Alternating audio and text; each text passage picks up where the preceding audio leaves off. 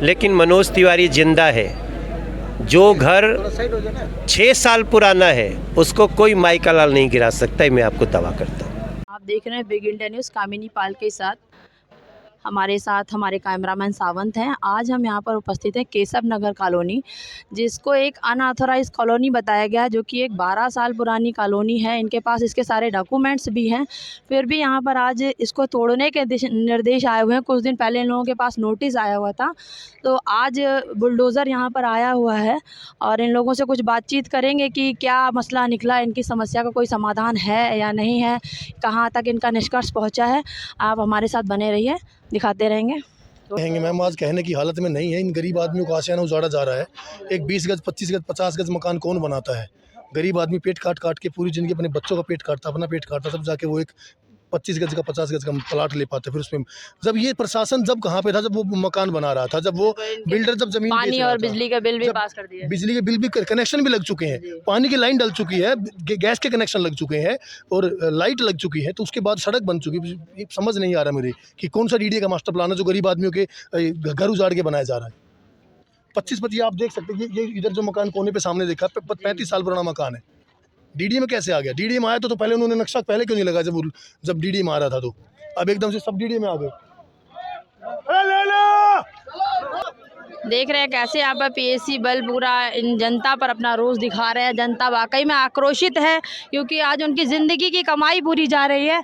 इसलिए आप देख सकते हैं कि पब्लिक में इतना सारा रोष है और यहाँ पर ये सारा पुलिस फोर्स तैनात है इन लोगों को पीछे करने के लिए। यहाँ पर हमारे निगम पार्षद, कादीपुर वार्ड के निगम पार्षद राहुल भैया, प्रवीण राणा जी यहाँ पर उपस्थित हैं, जो कि वार्ड के अध्यक्ष हैं, और काफ़ी सारे लोग यहाँ पर मौजूद हैं जो इनकी वाकई में इनके लिए सोच रहे हैं और इनके कह रहे हैं कि आज हम कुछ भी नहीं होने देंगे, चाहे कुछ भी हो जाए, ये मकान टूटने नहीं देंगे। जी, मेरा नाम शशांक है। हम केशव नगर के वासी हैं और ये सब हमसे पड़ोसी में रहते हैं, सब साथ में हैं और भी हमारे साथ हैं।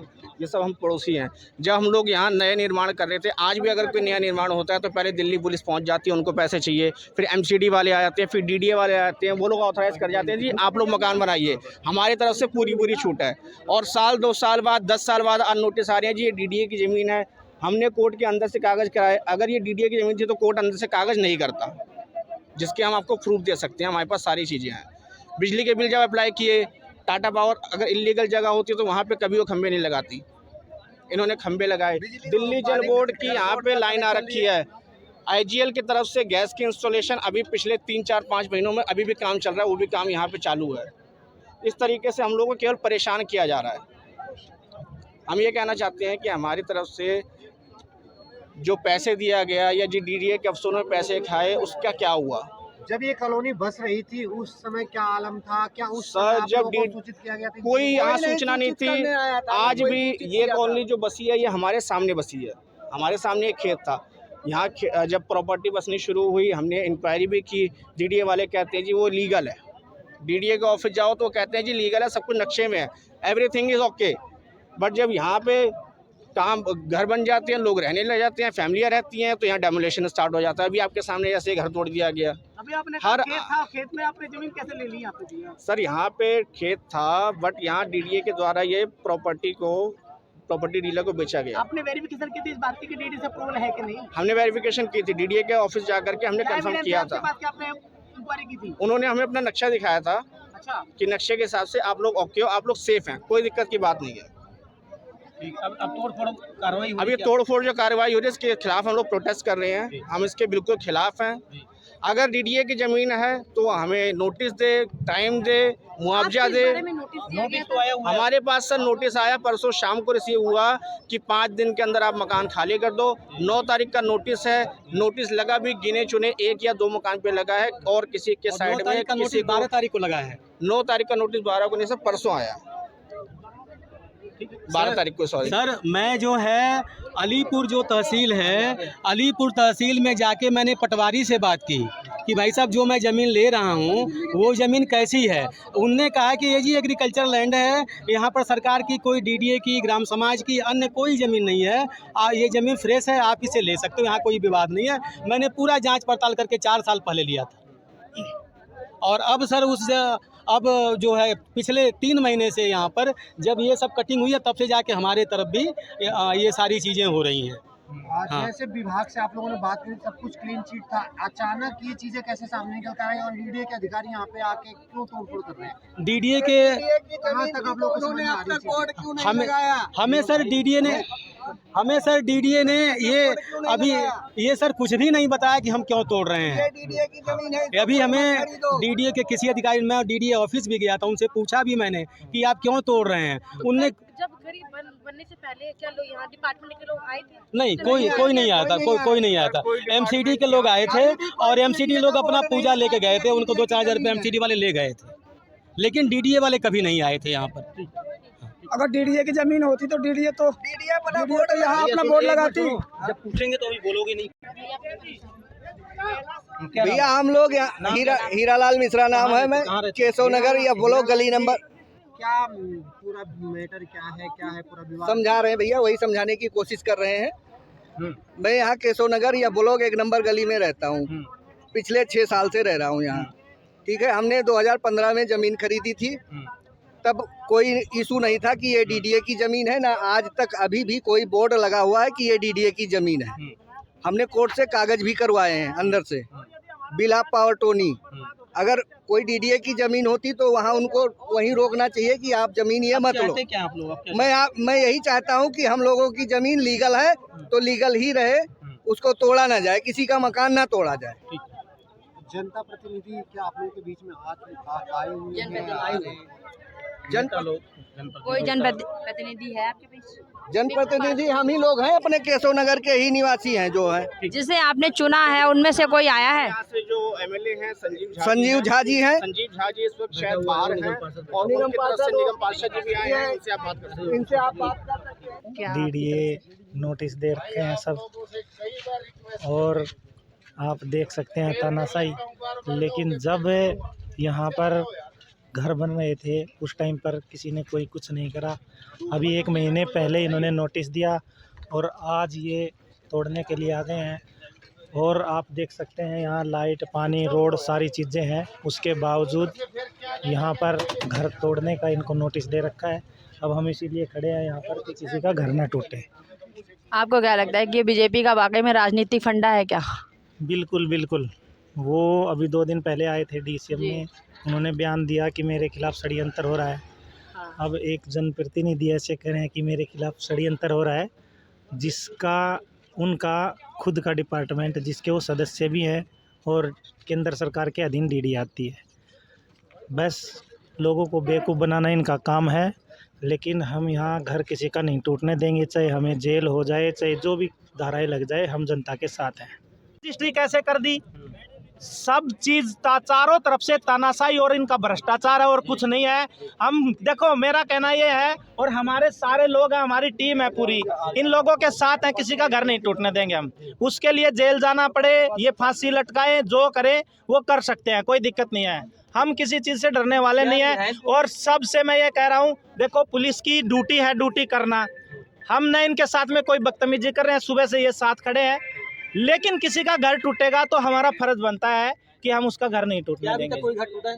अभी सामने देख रहे थे आप, लेकिन वो रोक दिया गया है, ये लोगों की जीत है। लेकिन आज यदि हम नहीं रोकेंगे तो ये धीरे धीरे करके इस पूरे वार्ड को ये शमशान बना देंगे। आप देख रहे हैं वहाँ बोर्ड लगा दिया, पहले कहाँ थे? क्या बोर्ड अभी याद आया है? अब जिन्होंने घर बना रखे बोले 30 मीटर रोड जाएगा, 30 मीटर रोड जाएगा तो लोगों के घर नहीं जाएंगे, हैं? तो तुम प्लान जो बना रहे हो, जो खाली जगह है वहाँ करो ना। आज मैं कह रहा हूँ यहाँ 25-50 गज के लिए इनके रूल हैं। यही आप रोड के पार चलो, 3-3 हज़ार गज के गोडाउन बन रहे हैं, वो आज ही बन रहे हैं। है किसी में हिम्मत डीडीए में कि उसको रोक देगा? है किसी प्रशासन में? वहाँ जाके देखो, 3-3 हज़ार गज के गोडाउन बन रहे हैं, 2-2 हज़ार गज के गोडाउन बन रहे हैं, फैक्ट्रियाँ बन रही हैं, वो फार्म हाउस बन रहे हैं। तो रोको जाके उनको। डीडीए की तरफ से कोई कागज प्रस्तुत किए गए हैं जिसमें बताया जा रहा है कि डीडीए की लैंड है। मैं कह रहा हूँ रूल सब के लिए एक होना चाहिए, चाहे अमीर हो चाहे गरीब हो, रूल सब के लिए एक होना चाहिए। ये ऐसा नहीं है कि एक साइड में तुम गोडाउन बनाए जाओ, एक साइड में, और यहाँ सब फिर घूम फिर के यहाँ केशव नगर में आ जाओ। 4 महीना हो गया आज ये ड्यूटी छोड़ के, 4 दिन से सब ड्यूटी छोड़ के बैठे, इनका घर के में खाना कौन देगा? डीडीए दे देगी। जब मैं कह रहा हूँ कि यहाँ पर यदि किसान ने लैंड पुलिंग कर दिया, आप पैसे दिए, दिखाओ, आप कागज़ दिखाओ, और यदि दे दिया तो तुमने कैसे रजिस्ट्री कर दी? यदि रजिस्ट्री नहीं होती उस टाइम पे ये बोर्ड लगा देते, लैंड पुलिंग में फार्म जमा करा दिया। कब कराया? बोल रहे 6 साल पहले कराया। 6 साल पहले बोर्ड क्यों नहीं लगाया? कोई पूछने वाला है उनसे? लेकिन लोगों से बात नहीं करते हैं। यहाँ पर भी बात नहीं करते हैं कि नहीं चलो हमें ऑर्डर मिला, ऊपर से प्रेशर है। तो ऊपर से क्या प्रेशर है ये जानना चाहते हैं हम। ऊपर से प्रेशर क्या है वो बताया जाए कि क्या प्रेशर है। जब ये मकान बन रहे थे जब लोग कहाँ थे? ये लोग आप लोग एक्शन ले, क्या कदम उठाएंगे? सर हमारे पास कदम लेने के लिए बस एक चीज है, हम क्या कदम लें? प्रोटेस्ट करेंगे बस। जब तोड़ेंगे हम ऐसे आके बैठ जाएंगे रोड पे, जब ये तोड़ेंगे हम आगे हट जाएंगे। पहले हमें तोड़ो मकान, पहले हमारे ऊपर जेसीबी मार दो, जान से मार दो हमें, उसके बाद मकान तोड़ लो। हम ये कर सकते हैं, और गरीब आदमी क्या कर सकता है? ये जेन्युइन रीजन बताते नहीं है। पास बचेगा ही क्या? मैं ये कहना चाहता हूँ कि हम लोग यहाँ 15-20 साल से रह रहे हैं, 30 साल से रह रहे हैं, और हमने अपने पेट काट काट के प्लॉट लिया, सुविधाएं सरकार की तरफ से मिली, हम लोगों ने घर बना रहना शुरू किया और रहने लग गए। अब जाके डीडीए कहते हैं कि हमारा लैंड है। जब हम लोग घर बना रहे थे या जब प्लॉटिंग की जा रही थी तब ये डीडीए वाले कहाँ थे? उस दिन डीडीए तो बीजेपी के अंतर्गत आता है। बिल्कुल। और उस दिन आपको शायद सांसद ने, मनोज तिवारी ने ये बोला भी था कि हम आके खड़े हैं, आपको चिंता करने की कोई बात नहीं। तो अब तक जी अब तक कोई भी उनकी तरफ से कोई रिस्पांस नहीं आया है, कोई जवाब नहीं आया है, और ना ही वो यहाँ पे इस वक्त मौजूद है। तो हमें बहुत बुरा लग रहा है, उनके आश्वासन के बाद भी वो नहीं आए हैं, और हमें बहुत ही रोष है। और आपके माध्यम से ये बताना चाहता हूँ कि अगर आप कुछ बोलते हैं तो जनता के बीच में आया करिए, वरना मत बोलिए। बिल्कुल बिल्कुल।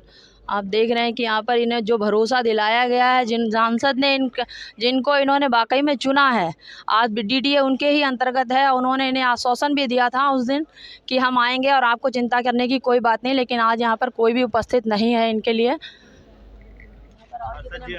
और हमारे मैं कुछ आम आदमी पार्टी के पार्षद जी आए हुए हैं, वार्ड अध्यक्ष आए हुए हैं, जिनको हमने फ़ोन करके फोर्स के राजेश श्रीवास्तव जी आए हुए हैं। हमें जो हमारे चुने हुए प्रतिनिधि है, और हमने उनको फ़ोन किया आज सुबह से, और कल शाम को भी, कल सुबह मतलब 3-4 दिन से हमारे साथ लगातार जुड़े हुए हैं और विजिट कर रहे हैं। और सुबह सुबह हमने राहुल भाई को फ़ोन किया तो इन्होंने अपना सारा काम धाम छोड़ करके, उन्होंने कहीं जाना भी था, उस प्रोग्राम को भी कैंसिल करके यहाँ पर मौजूद रहे और हमारे साथ खड़े भी हैं। और हम जनता ऐसे प्रतिनिधि को चुनेंगे ना जो हमारे बीच में तुरंत कहने पर आते हैं। बिल्कुल बिल्कुल। मैं एक बात कहना चाहूँगा मैडम, आप ये बताइए, यहाँ पर 25-25 साल पुरानी बिल्डिंग घर बने हुए हैं और उनके बच्चे हुए हैं, बच्चे से शादी हो गई है, उनको घर तोड़ना जायज़ बात है क्या? डीडीए अभी तक सो रही थी क्या? मनोज तिवारी जी सो रहे थे, क्यों नहीं आए? डीडीए आपको लगता है कि ये बीजेपी का एक फंडा है? बिल्कुल, हम बिल्कुल श्योर 100% कह रहे हैं। आप बताइए, जो 25 साल पुरानी बिल्डिंग बने उसको तोड़ दी जाए, दिल पे कैसे बीतती है? बेचारे कैसे पैसे जोड़ के घर बनाते हैं। 25 गज का घर आज बनाने के लिए कम से कम 10-15 लाख रुपए लोगों को लग जाते हैं। अपने बीबी कैसे जेवर बेच के, कैसे माँ बाप अपने जेवर बेच के ये घर बनाते हैं, और आज 1 मिनट में तोड़ दे। डीडीए से मैं यही पूछना चाहता हूँ, आज तक आप लोग सो रहे थे क्या? आप लोगों को आके देखना चाहिए कि क्या सिचुएशन, आज तोड़ दिए के चले जाएंगे। आपको तो खाना मिल रहा है, घर है आपका, मगर ये नहीं देख रहे हैं कि गरीबों की, हम लोगों को गरीबों की सहायता करना चाहिए, ना कि घर तोड़ने का हक किसी को नहीं है। घर बसा नहीं सकते तो तोड़ने का भी हक नहीं है। मैं एक रिक्वेस्ट कर रहा हूँ डीडीए लोगों से कि आप लोग प्लीज़ ऐसा मत करें, जो आंसू बहें तो आपके परिवार पे लगें। आपसे रिक्वेस्ट कर रहा हूँ। कुछ सवाल है डीडीए से। पहला सवाल ये है कि डीडीए के उन ऑफिसरों को सस्पेंड किया जाए जो रिटायर हो चुके हैं या नहीं हुए हैं, और उनसे वो सारा खर्चा वापसी लिया जाए जो इस तरीके के कामों में इन्वॉल्व थे, और आज उनका खामियाजा जनता को भुगतना पड़ रहा है। और डीडीए कुछ भी बता के राजी नहीं है। पूछो तो कहते हैं हमारे ऊपर से ऑर्डर आया है। किसने ऑर्डर दिया आपको? हमें वो सबूत तो दिखाइए कि आपकी ज़मीन है। मैडम आपके पास तो सारे पेपर भी हैं। बिल्कुल, हमारे पास बिजली का बिल है, पानी का बिल है, गैस कनेक्शन है, आधार कार्ड, पैन कार्ड, मतलब जो भी सुविधाएं होती है सरकार से, हमारे पास सारी डॉक्यूमेंट्स हैं। 10-12 साल पुराने, 15-15 साल पुराने हैं मैडम। आप देख सकते हैं इन्होंने अपनी पूरी जीवन की कमाई इस मकान में लगा दी है, और आज इनके बच्चे रोड पर आने को मजबूर हो गए हैं।